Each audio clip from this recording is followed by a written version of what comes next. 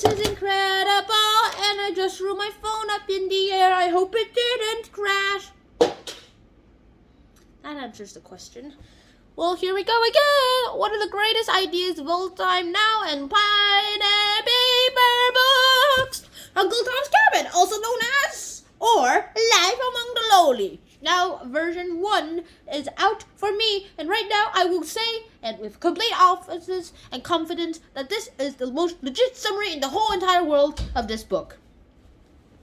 Let's start. Uncle Tom's Cabin, or also known as Life Among the Lowly, is a book that was originally serialized, like published in serialized forms, by Harriet Beecher Stowe. And it's that fact that seemed to work out for many people to actually do lots of things to, well, improve people's minds. In fact, back then, slavery was a huge issue, so they decided, hey, we don't want slavery here. In fact, you guys, slaves, are supposed to be free. You're men. God created everyone, so technically, you're his kids too. Well, I've got to admit that this book did a tremendously great job at telling the story of the whole life. In fact, one thing that I have to mention here, well, the thing is, this whole book is more of a political literature thing that tells you what to do. In fact, this is one of the books that actually influenced the whole of American history. Somehow, there was almost no other book that influenced American history as well as Harriet Beecher Stowe's Uncle Tom's Cabin. Next thing that I really want to say is the fact that this whole book summary is going to be about the life of Uncle Tom and his fellow slaves. All of these are somehow based on real historical characters. There is a person who acted a lot like Uncle Tom, who did the same things as Uncle Tom, which is the basis of Uncle Tom, so that works out well right now. Now, alright, let's start. Uncle Tom's Cabin.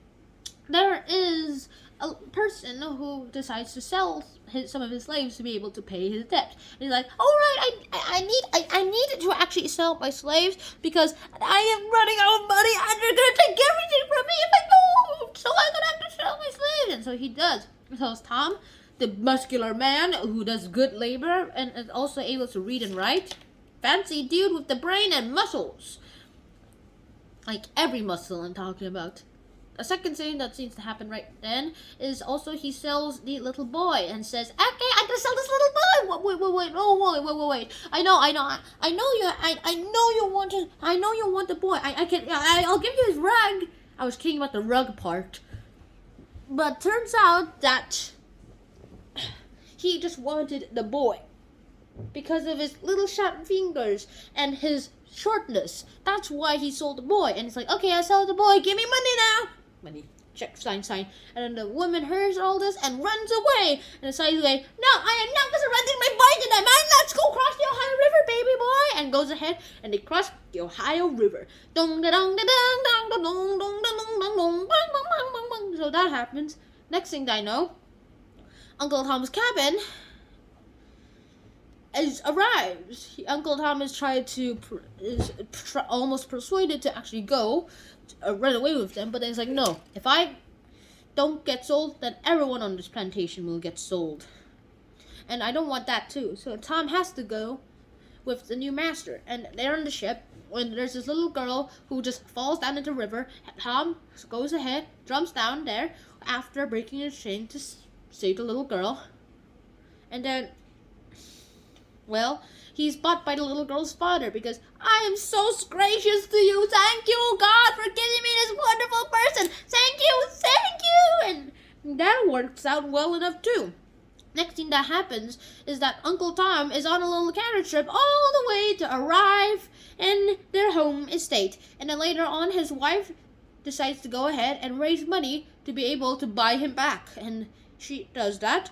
And later on, after they raised enough money, however, during the time they were raising the money, lots of things happened. The little girl died of, I'm pretty sure, tuberculosis. No, wait, I'm pretty sure tuberculosis, as what I remember, is liquid in the lungs. Also, then the owner's dad got stabbed to death trying to stop a quarrel, and then the mother, cruel mother, says, hey, slaves are stupid. They shouldn't even be able to read. All they're needed is for brains and not brains. They are needed for bronze. I don't care if they don't have brains. As long as they have bronze that has enough brains to listen to orders, then okay, they can live. here. And then they're like, okay, they're all worthless. Even that guy who's supposed to have his freedom. I hate the way my salesman was trying to give him his freedom. I'm gonna give him the special deal, and sells them off, and sells all the slaves off.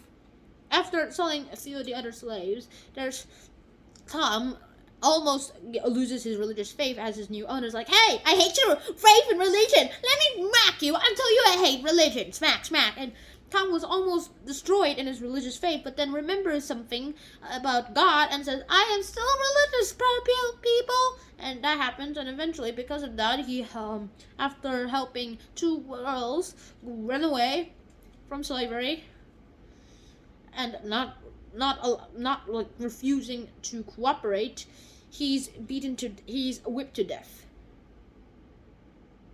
And that happens, and then at just the nick of time, his first master's son came in with enough money to actually buy Tom back. And then, however, all he could do was just watch Tom die, and that's all he could have done. And that's pretty much the whole life of Uncle Tom's Cabin. And that was the whole life of Uncle Tom. After that, now that he's the owner of all the other slaves on his estate, freed all the slaves in honor of the Tom's death, and says, use your time well, okay? Use it well. Use your life well. Remember Tom. And that's pretty much how this whole thing seemed to work out, and that's pretty much how this whole thing seemed to end, too.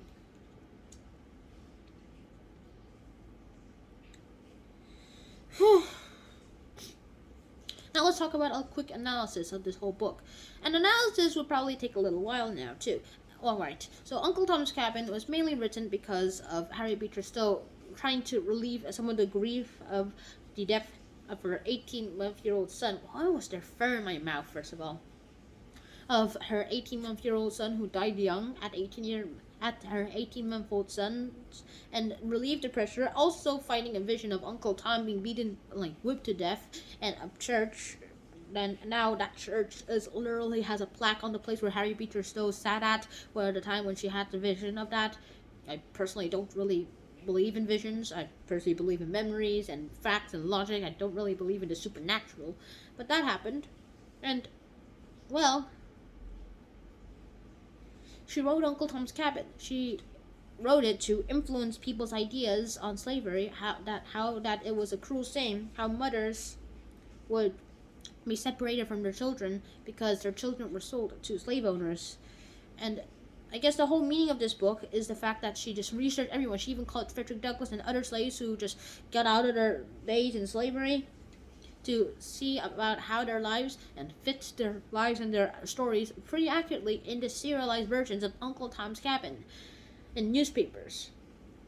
While doing that, lots of other people came in and they just told their stories. After having lots of criticism saying, Uncle Tom's Cabin is a stupid book, it's all completely fictional, it can't happen. And then she published a guide to Uncle Tom's Cabin. So that happened, and she literally said in a chapter called The Real Uncle Tom, she explained the whole Uncle Tom thing. And how she came to be to write it. And how she did it. I'm not going to read that book because I already have the Uncle Tom's Cabin, and I think I already have too many books in this library. I mean, I have so many books here in there. So I guess that's where I'm gonna end this. My conclusion to you guys is that read to learn, and read to learn what you can do to end all this. Slavery might be ended, but however, notice, you can change anything if you set your mind to it.